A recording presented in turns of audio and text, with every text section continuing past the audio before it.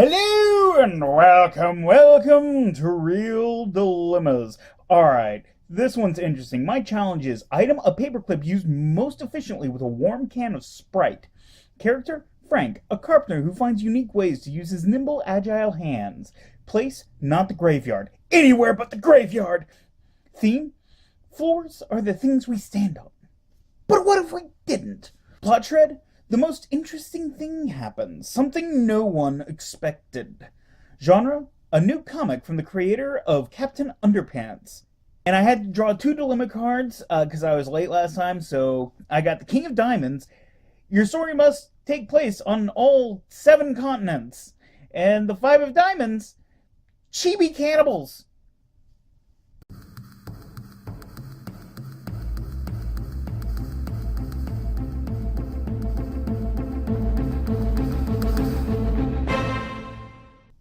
Frank has been laughed at by a great many people over the years for his odd distaste for floors. He sees the storage space that we could have if only we didn't stand on them. His house is covered by wire cables suspending wooden stepping swings, allowing him to never touch the floor, which is occupied by various woodworking projects and a great deal of room temperature sprite. He gets a strange job. It seems a rich and powerful and most interesting person has taken an interest in Frank's passion. He's sent to install his knot floors in locations all over the globe. First Antarctica, then Brazil and Belgium, Australia, Hong Kong, and Egypt, and the pyramids, of course. And finally, back in his hometown in the Dallas-Fort Worth Metroplex. While in Egypt, he accidentally triggers one of the ancient curses and awakens a horde of Chibi cannibals. They eat with a zeal that is rarely seen outside of piranhas. They almost eat Frank, but as they try to get a small taste and snap back in revulsion, Frank makes it back home to his final job in the graveyard. He tries to call and get out of it. He can't go back there. That's where his family is buried. But if he wants his payment, he has to do the graveyard.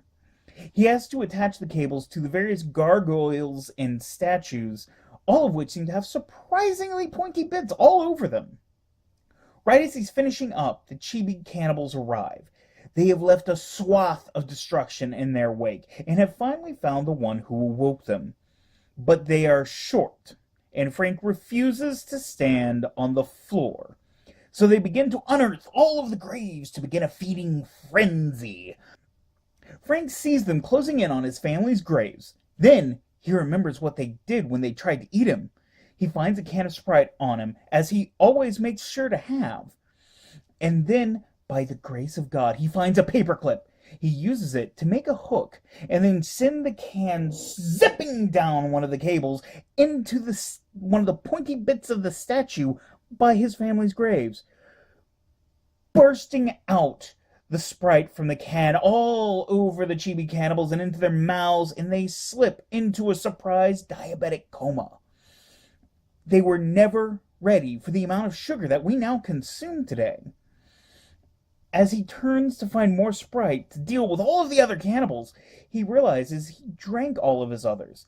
He can't hope to fend them all off. Then his employer shows up. It's the most interesting man in the world. And he brought a fire truck full of Sprite. In the aftermath, Frank asks him what made him believe in the knot floors. I don't always stand, but when I do, I prefer to use knot floors. I know he got a little Russian there, but that's it. That's it for the first half of season 1. You guys have been awesome. Thank you so much. We'll be back in just under 2 weeks. We'll tally up the scores and explain the rules in the meantime. But yeah, that's it. Oh my God.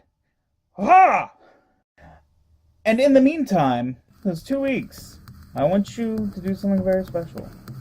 I want you to go off, be out there, have fun, and most importantly, be wonderful!